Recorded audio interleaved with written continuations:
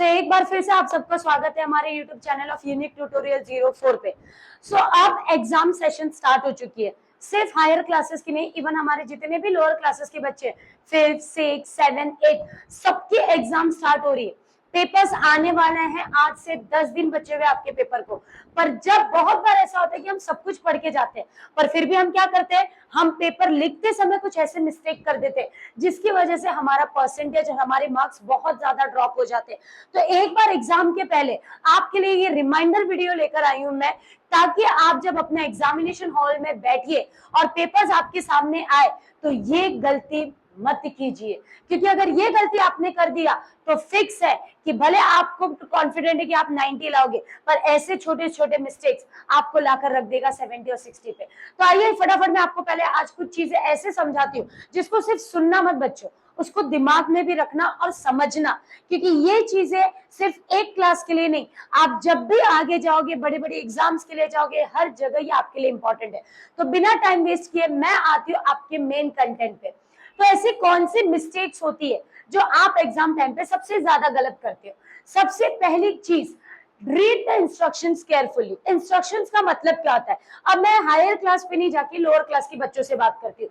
आज जब अपना पेपर्स लेते हो तो उसमें क्लियरली लिखा रहता है कि क्वेश्चन नंबर 2 का अटेम्प्ट 5 क्वेश्चन रहता है, अटेम्प्ट एनी 3। हम क्या करते हैं, हम सारे के सारे, हमको लगता है कि अरे हमें तो पांचों के पांचों आंसर्स आ रहे हैं और हम सारे के सारे अटेम्प्ट करते हैं। पहले जो आपको इंस्ट्रक्शंस दिए गए हैं उसको केयरफुली समझिए।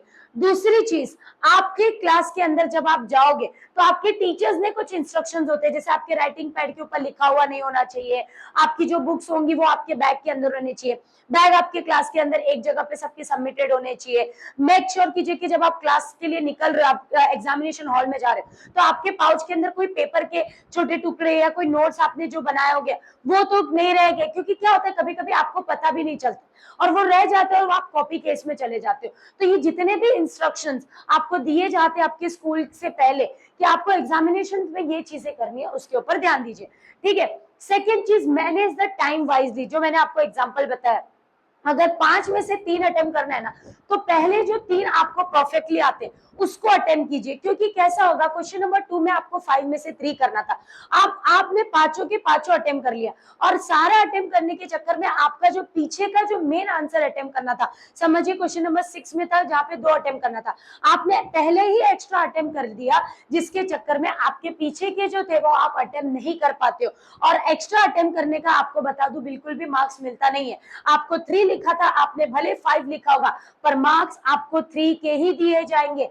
तो बेटर होगा कि टाइम को मैनेज कीजिए एग्जाम टाइम में, जो इंपॉर्टेंट है, जिसके मार्क्स मिलेंगे और जितने के मार्क्स मिलेंगे पहले सिर्फ वो अटेम्प्ट कीजिए। Double check answer, double check का आंसर बच्चे नहीं कर पाते, मोस्ट ऑफ बच्चे यही गलती करते हैं।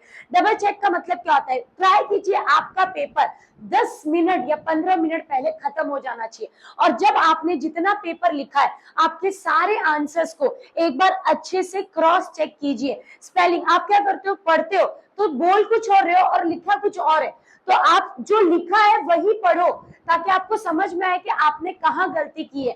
और आपके पास, अगर आप 10-15 मिनट पहले पेपर को कंप्लीट करते हो तो आपके पास टाइम बचता है कि जितने भी आपने गलतियां की होगी आप उसको करेक्ट कर सको। नेक्स्ट होता है answer the easier questions first. सबसे इंपॉर्टेंट होता है पेपर अटेम्प्ट करने के टाइम पे आपको लगता है ये आंसर डिफिकल्ट है, पहले इसको अटेम्प्ट कर लेता हूँ। अब क्या होता है, जब हम गलत आंसर को अटेम्प्ट करते हैं ना, तो वो आंसर में हम इतना उलझ के रह जाते हैं कि हम इजी पार्ट पे जा ही नहीं पाते, और उसमें उलझने की वजह से ये तकलीफ होता है कि जो हमें आ रहा था वो भी हम भूल जाते हैं। तो सबसे बेस्ट चीज आपके लिए ये है कि पूरा पेपर पहले स्टार्टिंग के 7 से 8 मिनट पूरे के पूरे पेपर को चेक कीजिए, और पूरे पेपर में आपको जो पार्ट सबसे इजी लगता है, जैसे कि ऐसा जरूरी नहीं होता है कि आपको क्वेश्चन नंबर 1 ही अटेम्प्ट करना है। समझिए क्वेश्चन नंबर 1 ए दिया है, बी दिया है, क्वेश्चन नंबर 2 दिया है, क्वेश्चन नंबर 3, आपको ऐसा लग रहा है कि मुझे क्वेश्चन नंबर 3 बहुत अच्छे से आता है, बस ये मेक श्योर कीजिए कि आप क्वेश्चन नंबर बिल्कुल सही डालें, उसको गलत मत डालिए। अगर आप क्वेश्चन नंबर सही डालते हो तो क्वेश्चन नंबर 3 को भी आप पहले अटेम्प्ट कर सकते हो, उसमें कोई भी प्रॉब्लम नहीं है, बिल्कुल भी मार्क्स नहीं कटते हैं।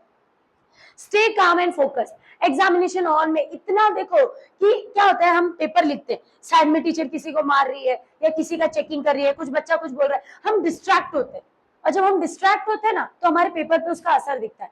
आपका फोकस बिल्कुल आपके पेपर पे होना चाहिए। एक होता है ना घोड़े की तरह ऐसे ऐसे ले लो और बस ऐसे चलना है, ना यहाँ देखना है ना यहाँ देखना है, बस अपने ऊपर फोकस करो और अपने ऊपर कॉन्फिडेंट रखो कि मेरा पेपर मुझे लिखना है, मुझे किसी की बात सुनना नहीं है।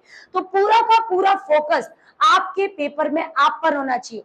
पेपर को देख के घबराओ मत, रिलैक्स लो। अगर पेपर टफ लग रहा है तो 2 मिनट का ब्रीथ ले लो, शांत हो जाओ, वापस से एक बार पेपर को स्टेप बाय स्टेप जो आंसर आते रहेंगे जैसे मैंने बोला उसको अटेम्प्ट करो, क्योंकि जो आंसर आपको आता है वो अगर आप पहले अटेम्प्ट कर लोगे ना तो आपकी कॉन्फिडेंस बढ़ जाती है। और धीरे धीरे हम जो ब्लैंक हो जाते हैं, आता सब कुछ है पर पेपर देख के ब्लैंक हो जाते हैं, तो अगर आप अच्छे आंसर्स मतलब जो आ रहे आंसर्स उसको अटेम्प्ट करोगे तो आपके धीरे धीरे कॉन्फिडेंस बढ़ेगा, और जो आप ब्लैंक हो गए हो ना वो वापस से रीस्टोर सिस्टम आपका स्टार्ट हो जाएगा। ठीक है, नेक्स्ट आता है skip and return to the difficult question. काम वाइज जितने इजी क्वेश्चन थे आपने सॉल्व कर लिया, अब क्या करना है, अब आपके पास टाइम मैनेजमेंट कीजिए कि भाई मुझे ये इजी क्वेश्चन है ये मैं करते हूँ, अगेन आपको आना है अपने डिफिकल्ट क्वेश्चंस के ऊपर। अब अगर आपका टाइम आपको अलाउड कर रहा है कि भाई मेरे पास इतना टाइम है कि मैं इसको अटेम्प्ट कर लूं, तो आप वो डिफिकल्ट क्वेश्चन को स्किप करने से अच्छा होगा कि कुछ ना कुछ पार्ट उसका अटेम्प्ट कीजिए।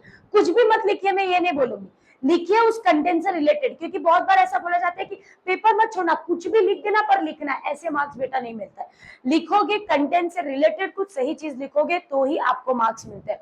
लास्ट आता है पे अटेंशन टू डिटेल्स। ये किस चीज में, ये स्पेसिफिकली आपके मैथ्स और ग्रामर के लिए होता है, क्योंकि आपको बहुत डिटेल चीज के डेसिमल्स कहाँ पे लगाना है, किसके साथ आपको डिवाइड करना है, फ्रैक्शन को इक्वल कैसे करना है, ग्रामर में इज एम आर कभी लगाना है, कंटिन्यूअस में क्या आएगा, परफेक्ट टेंस में क्या आएगा, इसकी डिटेल पे अटेंशन कीजिए। फटाफट फटाफट सॉल्व सम कर लिया, डिविजन हो गया, डेसिमल बोला कहाँ पे लगाने का, आपने क्या, मेरा तो आंसर राइट है, डेसिमल गलत जगह लगा दिया, आपको लग रहा है मैंने आंसर अटेम्प्ट किया और आप सब कुछ वहां पे घंटाधार करके आ गए। तो ऐसी गलती बिल्कुल भी मत कीजिए।